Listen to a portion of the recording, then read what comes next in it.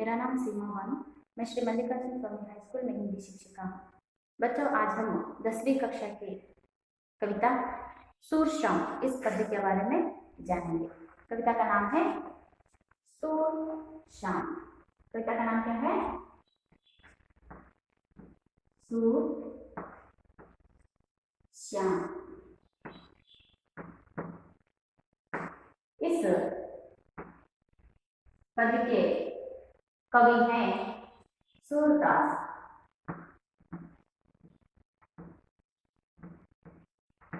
कविता का नाम क्या है? सूरश्याम। और इस कविता के कवि हैं सूरदास। बच्चों, इस कविता को जानने से पहले इस कविता के कवि सूरदास जी के बारे में उनका छोटा सा परिचय देखते हुए आगे बढ़ेंगे। कवि सूरदास, भक्त कवि सूरदास हिंदी साहित्य काश के सूर्य माने जाते हैं। इन्हें भक्ति काल की सगुण भक्ति धारा की कृष्ण भक्ति शाखा के प्रवर्तक माना जाता है। इनका जन्म उत्तर प्रदेश के रूरकथा गांव में सन 1540 को हुआ था। इनकी प्रमुख रचनाएं हैं सूर सागर, सूर सारावली एवं साहित्य लहरी।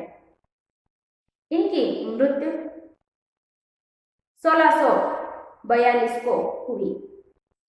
इनके काव्यों में वात्सल्य, श्रृंगार तथा भक्ति का त्रिवेणी संगम हुआ है। भक्त कवि सूरदास हिंदी साहित्य काश के सूर्य माने जाते हैं। इन्हें भक्ति काल की सगुण भक्ति धारा की कृष्ण भक्ति शाखा के प्रवर्तक माना जाता है। इनका जन्म उत्तर प्रदेश के रूरकथा गांव में सन 1540 को हुआ। सूरदास जी को हिंदी साहित्य के सूर्य माना जाता है। सूरदास जी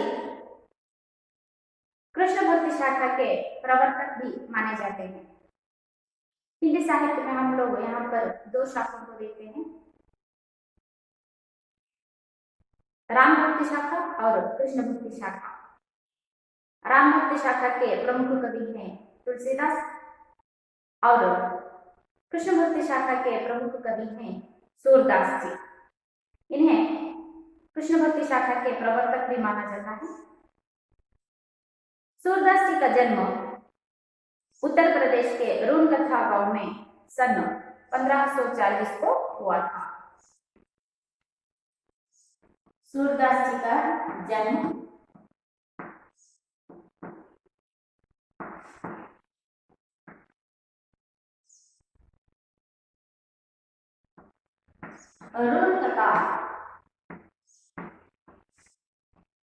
रूरकथा गांव में सन 1540 को उनका जन्म हुआ।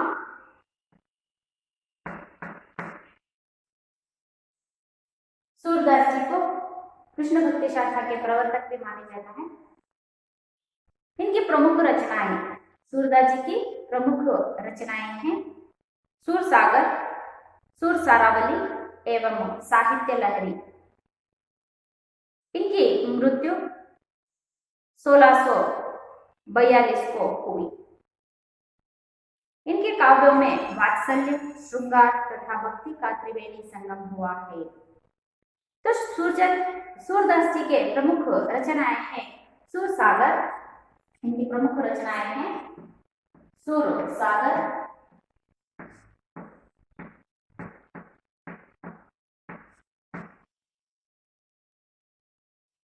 सूर सारावली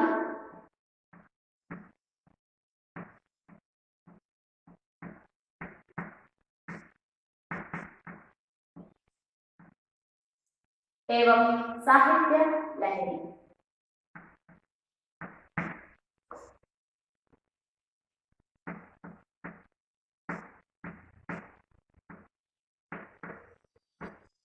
इनकी प्रमुख रचनाएं।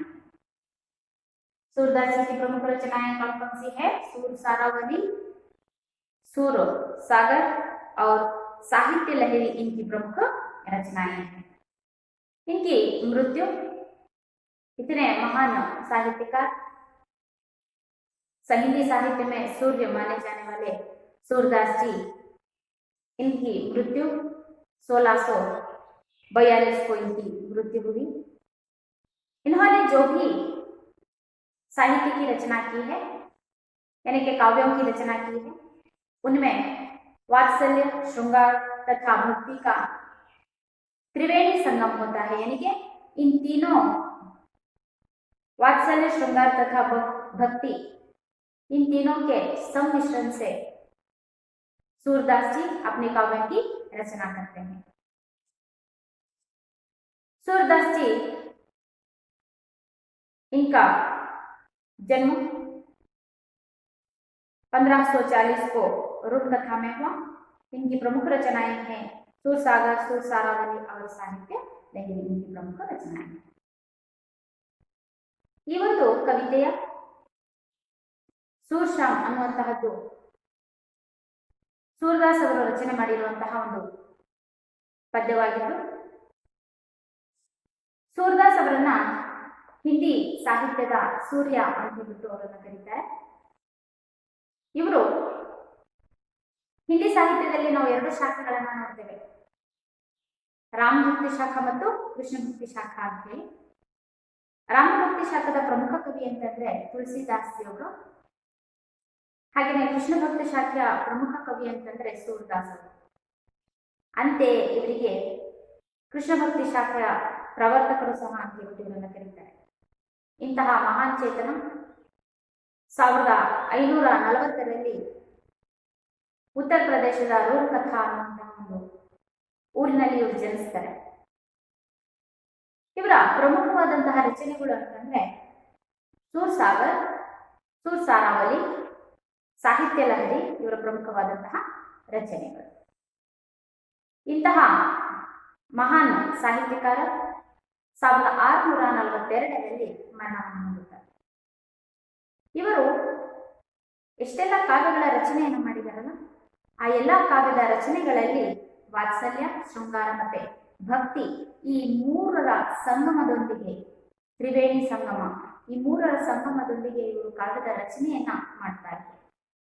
ऐसे महान कवि, महान साहित्यकार लिखे हुए कविता सूरश्याम, इस कविता के बारे में आज हम जानेंगे। बच्चों, हम लोगों ने यहाँ पर सूरदास जी का परिचय तो देख लिया। अब हम कविता के ओर बढ़ने से पहले सूरदास जी इस कविता में क्या संदेश देना चाहते हैं, यानी कि इस कविता का उद्देश्य क्या है, इस कविता का आशय क्या है, इसको हम जानेंगे। तो सूरश्याम कविता का आशय इस प्रकार है। बच्चे स्वभाव से भोले होते हैं, वे हमेशा अपने माता पिता से, अपने भाई बहन और मित्रों की कुछ ना कुछ शिकायत करते रहते हैं। उनका बाल सहज स्वभाव देखकर बड़ों को हंसी आती है और उन्हें पुचकार कर सांत्वन देते हैं। माँ और बेटे के ऐसे सहज संबंध की कल्पना कर सूरदास जी ने अपने इस पद में उसका मार्मिक चित्रण किया है। बच्चे स्वभाव से भोले होते हैं। बच्चे स्वभावतः भोले होते हैं, वे हमेशा अपने माता पिता से, अपने भाई बहन और मित्रों की कुछ ना कुछ शिकायतें करते रहते हैं। हम सबने बच्चों को तो देखा है, उनके स्वभाव को हम लोगों ने जाना है। बच्चे स्वभावतः बहुत ही भोले होते हैं और हमेशा से ही अपने भाई बहन, दोस्तों, इन सभी की शिकायत अपने माता पिता से हमेशा करते रहते हैं। उनका बाल सहज स्वभाव देखकर बड़ों को हंसी आती है। जब भी बच्चे भाई बहन, अपने मित्रों के प्रति शिकायतें लेकर अपने माता पिता के पास पहुंचते हैं तो माता पिता क्रोधित होने के बजाय उनके भोलेपन को, जब भी वे शिकायत करते हैं उनके भोलेपन से बड़े हंसते हैं और उन्हें पुचकार कर सांत्वना देते हैं और उन्हें कुछ ना कुछ कहते हुए सांत्वना देने का प्रयत्न करते हैं। ऐसे ही माँ और बेटे के ऐसे सहज संबंध की कल्पना कर इस कविता में माँ अपने बेटा अपने माँ से आकर अपने बड़े भाई के प्रति शिकायत कर रहा है। उसके यानी कि माँ और बेटे के बीच हुए वार्तालाप को दर्शाते हुए कवि सूरदास जी ने अपने कविता में माँ और बेटे के संबंध को मार्मिक चित्रण दे रहे हैं। यहाँ पर इस कविता का आशय यह है कि बच्चे के भोलेपन को यहाँ पर दर्शाया गया है कि किस तरह एक बच्चा अपने माँ से दूसरे के प्रति शिकायत करता है, अपने भोलेपन को कैसे व्यक्त करता है, यही यहाँ पर इस कविता में चित्राया है। ಈ ಒಂದು ಕವಿತೆಯ ಆಶಯ ಏನಪ್ಪಾ ಅಂತಂದ್ರೆ, ಮಕ್ಕಳು ಸ್ವಭಾವತಃ ಬಹಳಷ್ಟು ಮುಗ್ಧರಾಗಿರ್ತಾರೆ. ಆ ಮುಗ್ಧತೆಯಲ್ಲಿ ಮಕ್ಕಳು ತನ್ನ ತಂದೆ ತಾಯಿಯ ಹತ್ರ, ತನ್ನ ಸ್ನೇಹಿತರಾಗಿರಬಹುದು, ತನ್ನ ಅಣ್ಣನಾಗಿರಬಹುದು, ತನ್ನ ತಂಗಿ ಆಗಿರಬಹುದು, ಅಕ್ಕಳಾಗಿರಬಹುದು, ಅವರ ಪ್ರತಿ ತನ್ನ ತಂದೆಯ ಬಳಿ ಬಂದು ದೂರನ್ನ ಹೇಳುವಂತಹ ಸಂದರ್ಭದಲ್ಲಿ ಯಾವ ರೀತಿಯಾಗಿ ತಂದೆ ತಾಯಿಗಳು ಆ ಮಗುವಿನ ಮುಗ್ಧತೆಯನ್ನ ಅರ್ಥಬಿಟ್ಟು, ಯಾವ ತಂದೆ ತಾಯಿನೂ ಸಣ್ಣ ಮಕ್ಕಳು ಬಂದ ತಕ್ಷಣನೇ, ದೂರ ಹೇಳಿದ ತಕ್ಷಣ ಯಾರು ಸಿಟ್ ಮಾಡೋದಿಲ್ಲ, ಅವರ ಮುಗ್ಧತೆಗೆ ಮಾರಿ ಹೋಗಿ ನಗ್ತೀವಿ ನಾವು ಫಸ್ಟ್. ಹಾಗೆಯೇ ಇಲ್ಲೂ ಸಹ ಸೂರದಾಸ್ ಅವರು ಒಂದು ಮಗು ತನ್ನ ತಾಯಿಯ ಬಳಿ ಬಂದು ತನ್ನ ಅಣ್ಣನ ವಿರುದ್ಧವಾಗಿ ದೂರನ್ನ ಹೇಳ್ತಾ ಇದ್ದಂತಹ ಸಂದರ್ಭದಲ್ಲಿ ಆ ಮಗುವಿನ ಮುಗ್ಧತೆಯನ್ನ ವರ್ಣಿಸ್ತಾ ಈ ಒಂದು ಕವಿತೆಯಲ್ಲಿ ಮಗುವಿನ ಮುಗ್ಧತೆಯನ್ನ ಇಲ್ಲಿ चित्रिस्ता है। बच्चों, हम लोगों ने यहाँ पर कविता का आशय देखा। इस कविता के सारांश को जानने से पहले इस कविता के अंतर्गत आने वाले कुछ नए शब्दों को जानें। तो यहाँ पर इस कविता के अंतर्गत आने वाले पहले शब्द में मैया। मैया शब्द का अर्थ होता है माँ। मैया शब्द का अर्थ क्या है? माँ। मोही शब्द का अर्थ होता है मुझे। मोही शब्द का अर्थ क्या है? मुझे। दाऊ यानी के भैया। दाऊ शब्द का अर्थ क्या है? भैया। खिजाना शब्द का अर्थ है चिढ़ाना। खिजाना शब्द का अर्थ होता है चिढ़ाना। मोसो शब्द का अर्थ है मुझसे। मोसो शब्द का अर्थ क्या है? मुझसे। मोल शब्द का अर्थ है मूल, यानी के मोल लिया हुआ, दाम। तो ही शब्द का अर्थ है तुझे। तो ही शब्द का अर्थ क्या है? तुझे। जायो। जायो शब्द का अर्थ है जन्म लिया। जायो यानी के जन्म लिया।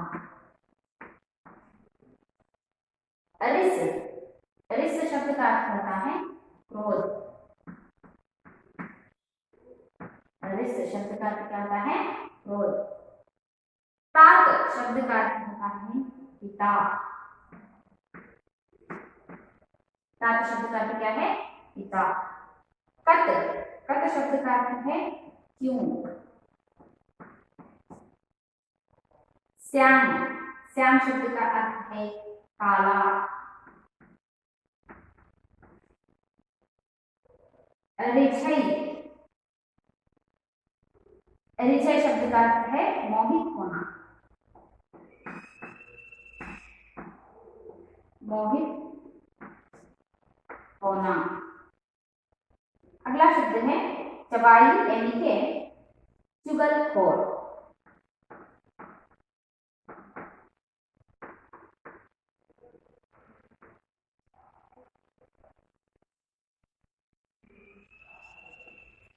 मैया शब्द का अर्थ है माँ, मोही शब्द का अर्थ है मुझे, दाऊ शब्द का अर्थ होता है दिया, खिजाना शब्द का अर्थ क्या होता है चिढ़ाना, मोसो शब्द का अर्थ है मुझसे, मोल, मोल शब्द का अर्थ है मूल्य, तोही शब्द का अर्थ होता है तुझे, जायो यानी का शब्द है जन्म दिया, रिस, रिस शब्द का अर्थ होता है क्रोध, तात शब्द का अर्थ होता है पिता, तत यानी के क्यों, श्याम शब्द का अर्थ है काला, रिझई यानी के मोहित होना, रिझई शब्द का अर्थ क्या होता है मोहित होना, चबाई शब्द का अर्थ होता है चुगलखोर।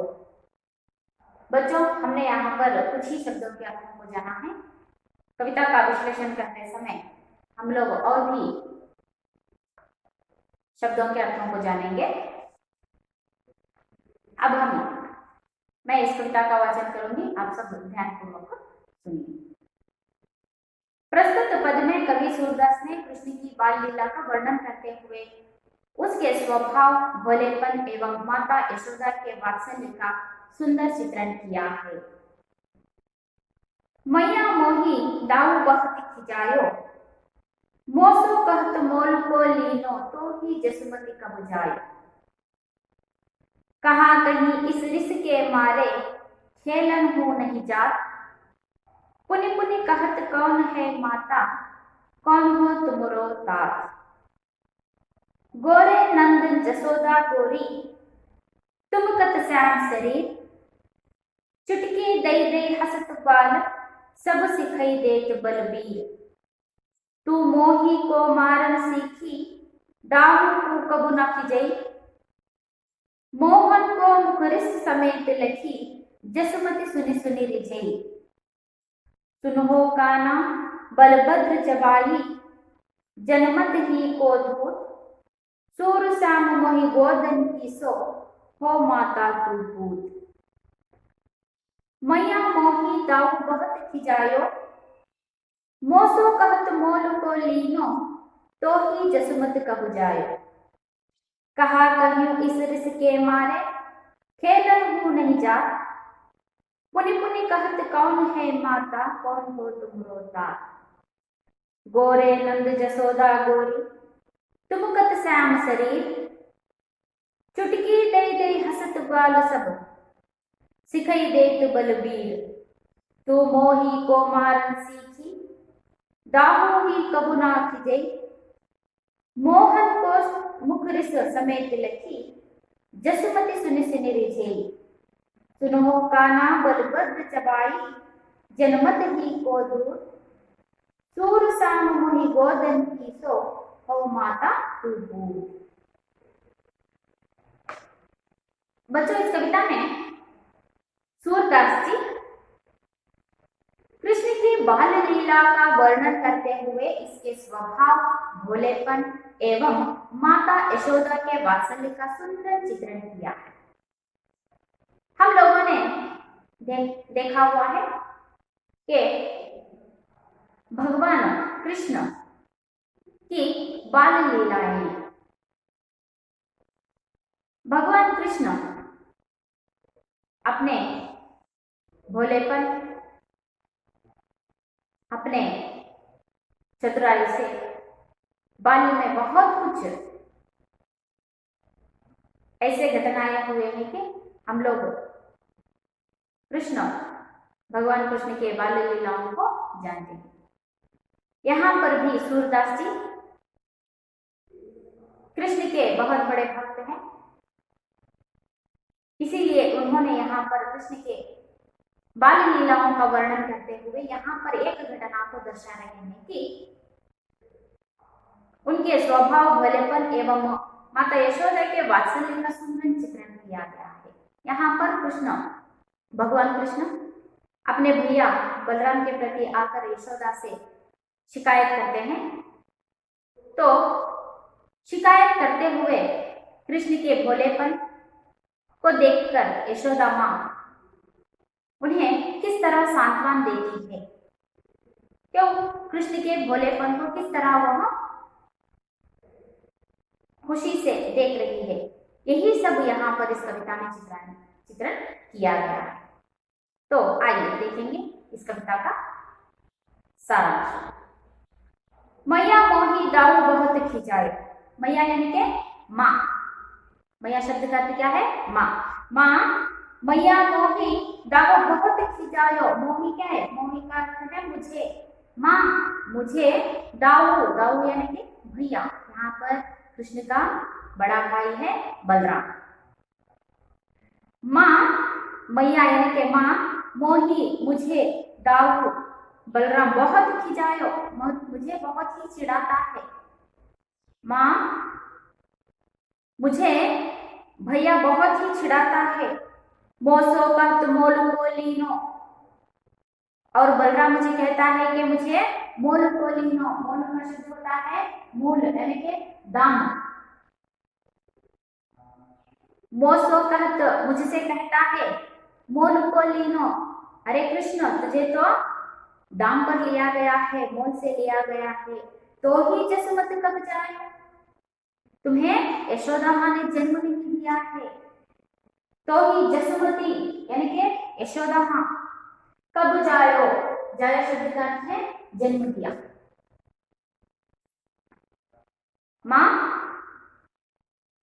मैया मोही, ओ माँ मुझे दाऊ बहुत खिंचायो, भाई मुझे बहुत ही चिढ़ाता है। क्या कहकर चिढ़ाता है?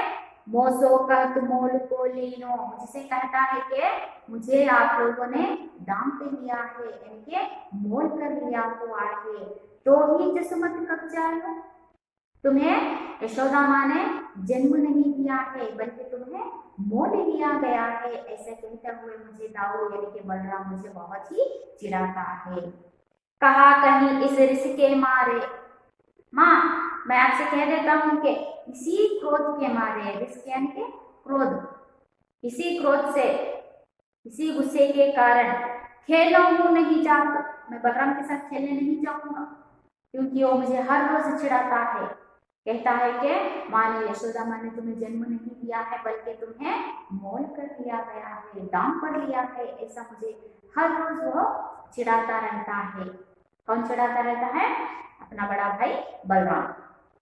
बलराम मुझे हर रोज चिढ़ाता रहता है कि माँ यशोदा ने तुम्हें जन्म नहीं दिया है बल्कि तुम्हें यहाँ पर मोल लिया गया है। इसी के कारण, इसी क्रोध से वो चिढ़ाता है, इसी क्रोध से खेलन हो नहीं जात, मैं कभी भी बलराम के साथ खेलने नहीं जाऊंगा।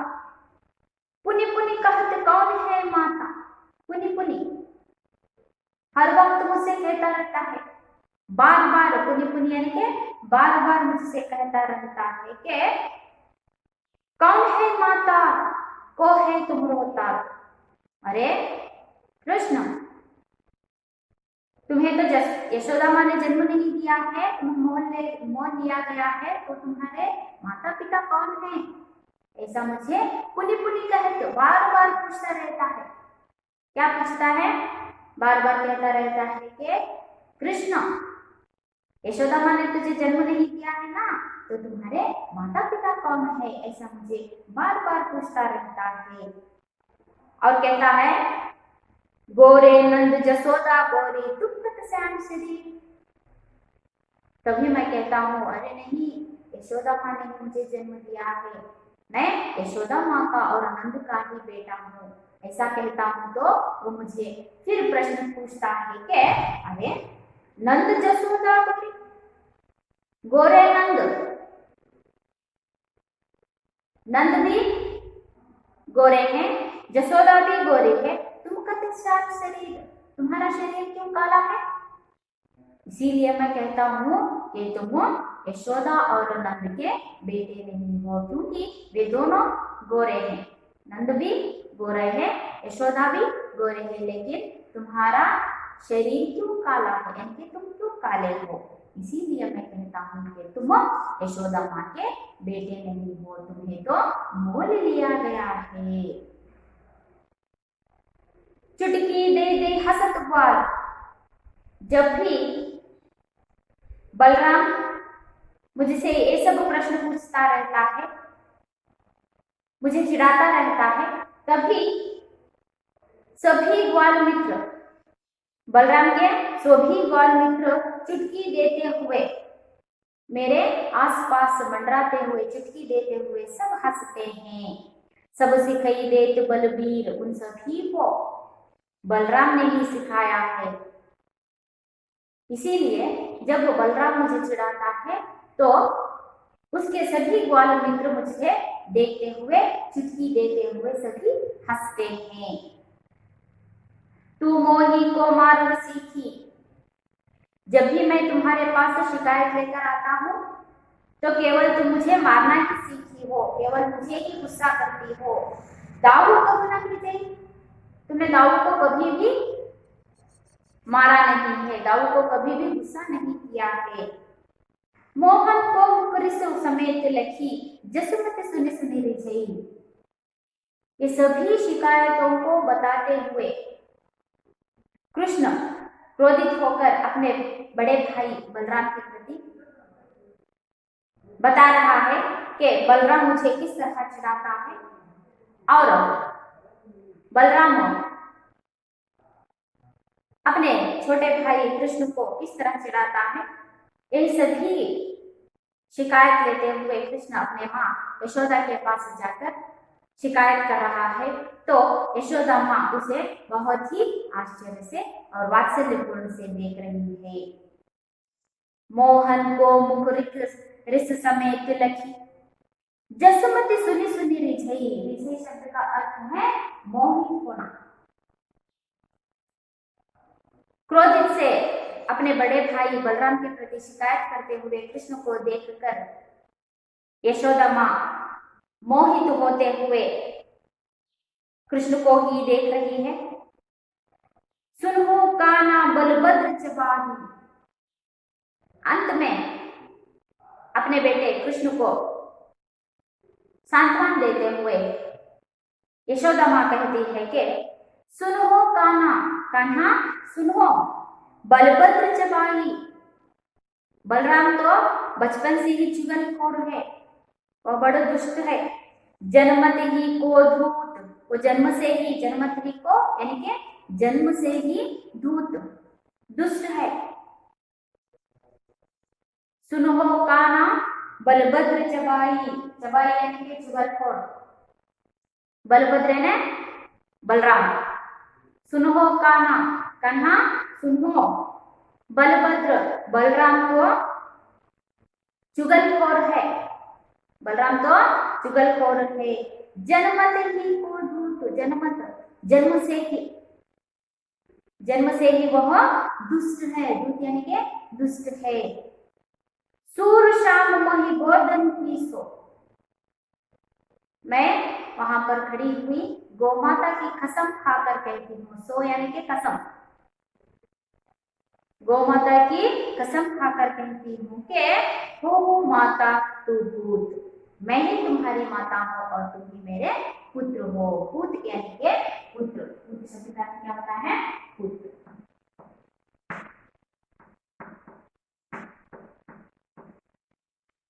यहाँ पर यशोदा माँ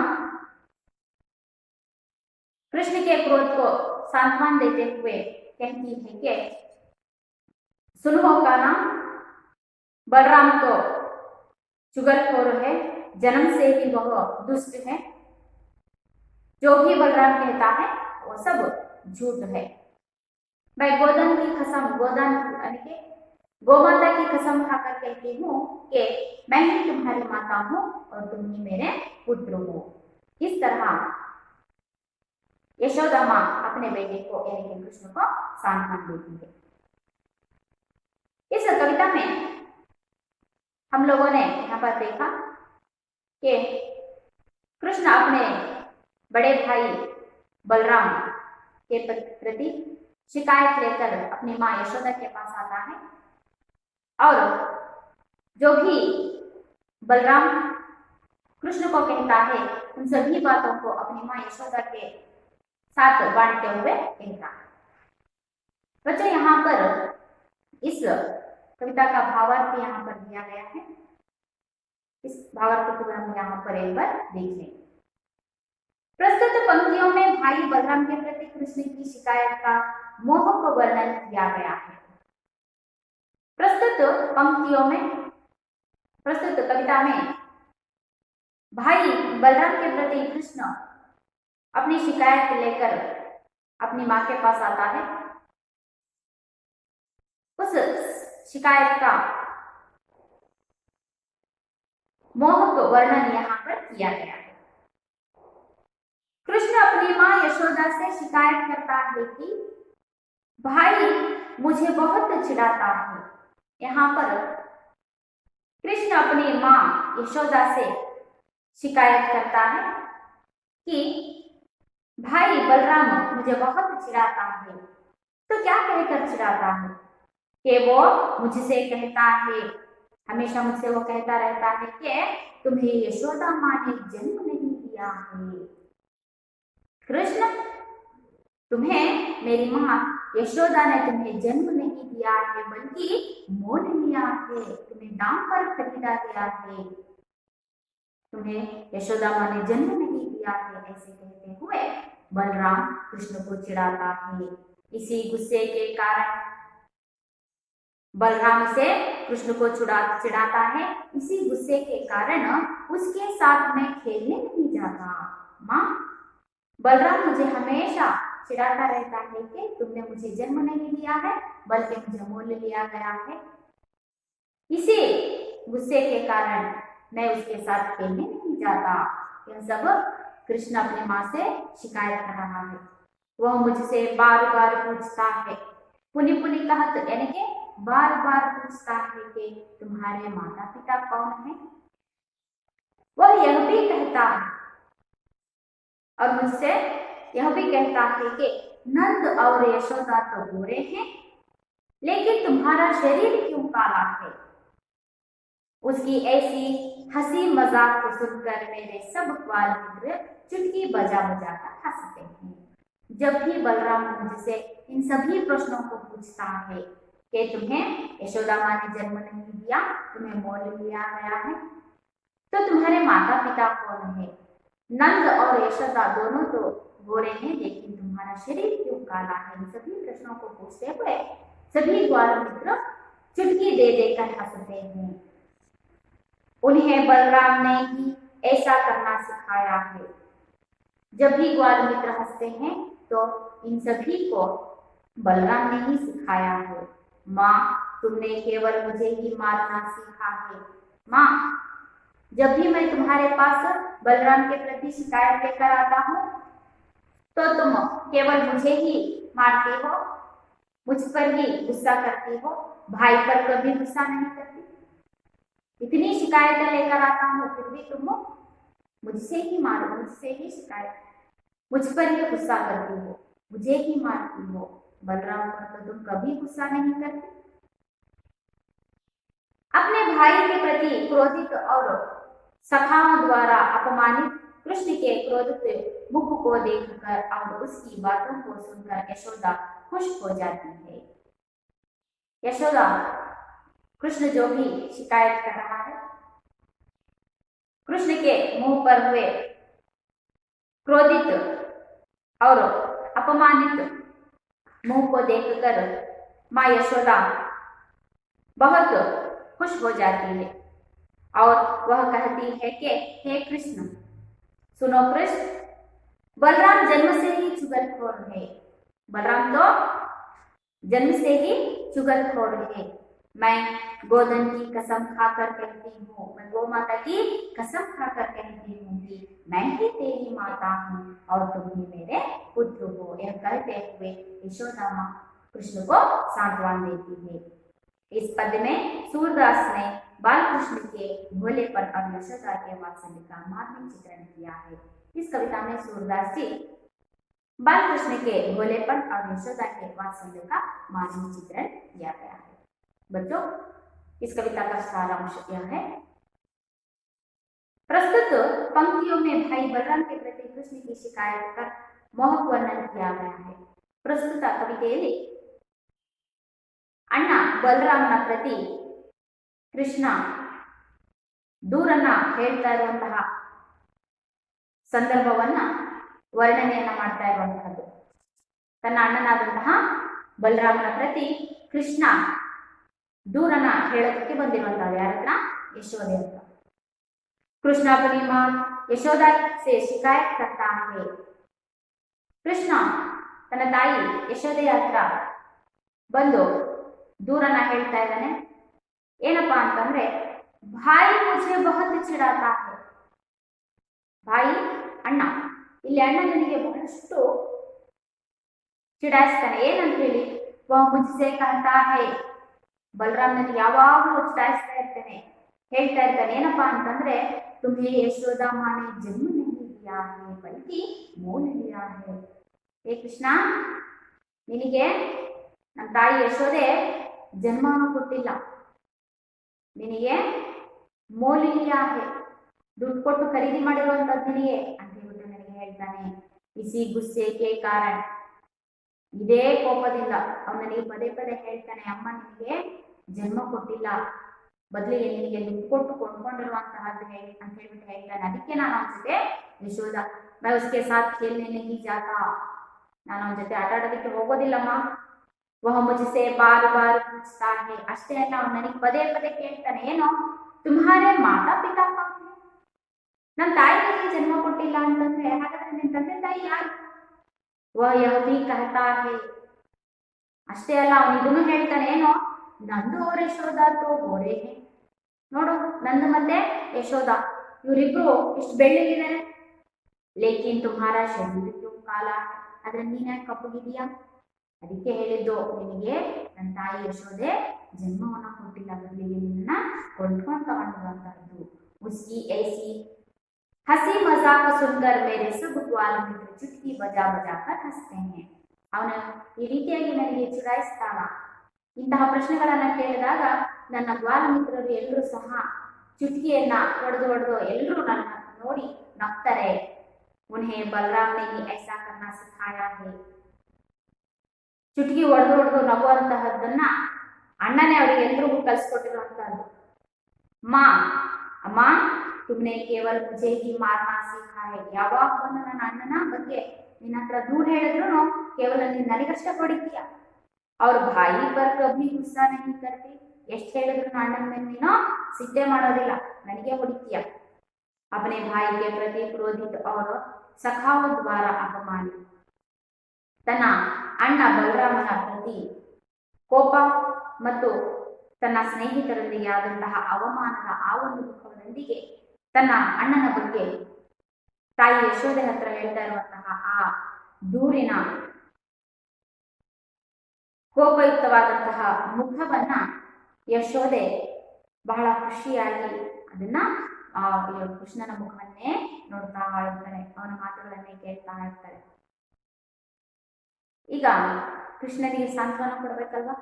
ಅವಾಗ ತಾಯಿ ಹೇಳ್ತಾಳೆ, ಹೇ ಕೃಷ್ಣ, ಕೃಷ್ಣ ಸುನೋ, ಕೃಷ್ಣ ಕೇಳು, ಬಲರಾಮ್ ಜನ್ಮ ಸೇ ಹಿ ಚುಗಲ್ಖೋರ್ ಹೈ. ನಿನಗೆ ಗೊತ್ತಿಲ್ವಾ, ಅಣ್ಣ ಜನ್ಮ ಸೇ ಹಿ ಹುಟ್ಟಾಗಿಂದನೂ ಅವನು ದುಷ್ಟನೇ, ಚುಗಲ್ಖೋರ್ ಅವನು. मैं गोधन की कसम खाकर कहती हूँ. ನೋಡು, ಆ ಗೋಮಾತೆಯ ಮೇಲೆ ಆಣೆ ಮಾಡಿ ಹೇಳ್ತೇನೆ, ಏನಪ್ಪಾ, मैं ही तेरी माता हूँ और तुम ही मेरे पुत्र हो. ನಾನೇ ನಿನಗೆ ತಾಯಿ, ನಾನೇ ನಿನಗೆ ಜನ್ಮವನ್ನು ಕೊಟ್ಟಿರುವಂತಹದ್ದು, ನಾನೇ ನಿನ್ನ ತಾಯಿ. तुम ही मेरे पुत्र हो, ನೀನೇ ನನ್ನ ಮಗ. ಅವನು ಬಲರಾಮ್ ಏನಾದ್ರೂ ಹೇಳಿ, ಏಕೆ ಅಂತಂದ್ರೆ ಅವನು ಯಾವಾಗ್ಲೂ ಹಾಗೇನೆ, ಹುಟ್ಟಾಗ್ಲಿಂದನೂ ಅವನು ಚುಗಲ್ಖೋರನೆ. ಅವನ ಮಾತುಗಳನ್ನ ನೀನು ತಲೆ ಕೆಡಿಸ್ಕೋಬೇಡ. ಗೋಮಾತೆಯ ಆಣೆ ಮಾಡಿ ಹೇಳ್ತೇನೆ, ನಾನೇ ನಿನಗೆ ಜನ್ಮ ಕೊಟ್ಟಂತಹ ತಾಯಿ, ನೀನೇ ನನ್ನ ಮಗ. ಈ ಒಂದು ಪದ್ಯದಲ್ಲಿ ಸೂರದಾಸ್ ಅವರು ಕೃಷ್ಣನ ಮುಗ್ಧತೆ ಮತ್ತೆ ಯಶೋಧರೆಯ ವಾತ್ಸಲ್ಯ ಈ ಎರಡರ ಚಿತ್ರಣವನ್ನ ಮಾಡಿರುವಂತಹದ್ದು. बच्चों, इस कविता में हम लोगों ने देखा कि कृष्ण किस तरह अपने बड़े भाई बलराम के प्रति शिकायत लेकर आता है। यशोदा क्रोधित मुख वाले कृष्ण को देखकर कितना खुश होती है और अंत में किस तरह यशोदा अपने बेटे कृष्ण को सांत्वन करती है। यही पद्य का सारांश है। अब मैं इस कविता को फिर एक बार पढ़ूंगी।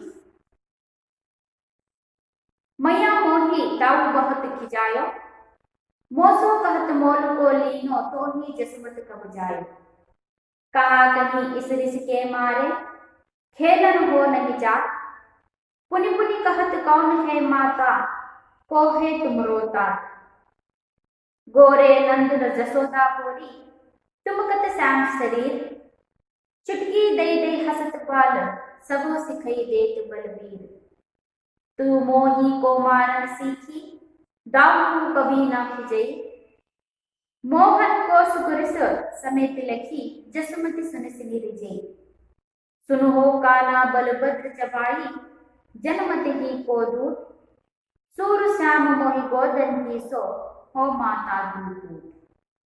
बच्चों, आप सब इस कविता को घर में फिर से एक बार पढ़ लीजिए और इस कविता का भावार्थ समझने का प्रयास कीजिए। अब मैं आपको इस कविता से संबंधित एक गृह कार्य दूंगी, यानी कि मैं यहाँ पर आपको 2 प्रश्न दूंगी। उन प्रश्नों के उत्तरों को आप लिख कर लाइए।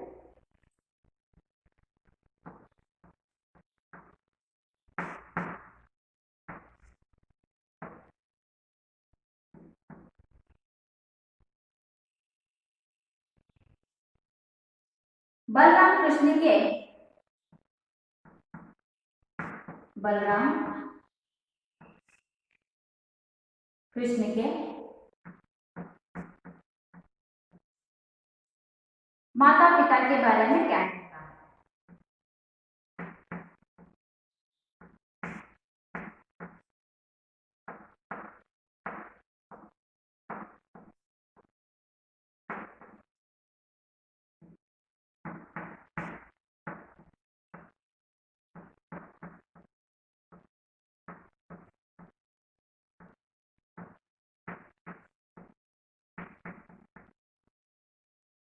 अगला प्रश्न है, यशोदा कृष्ण के क्रोध को कैसे शांत करती है? यशोदा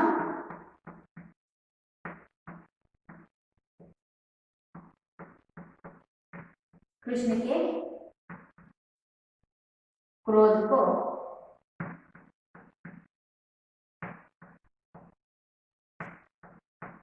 कैसे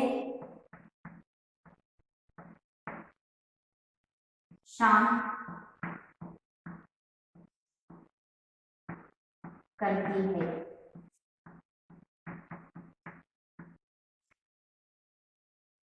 बलराम कृष्ण के माता पिता के बारे में क्या कहता है?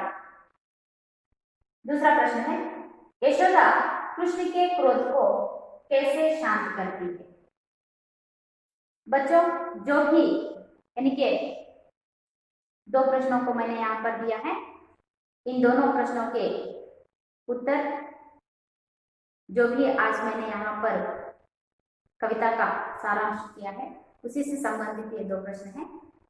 आप सब इस कविता को घर पर एक बार फिर से पढ़ लीजिए और इन 2 प्रश्नों के उत्तरों को ढूंढने का प्रयास कीजिए। इस कविता से संबंधित जो भी प्रश्न है उन सभी प्रश्नोत्तरों को हम अगली कक्षा में चर्चा करेंगे। आशा करती हूँ आप सभी को कविता समझ में आ गई होगी। धन्यवाद।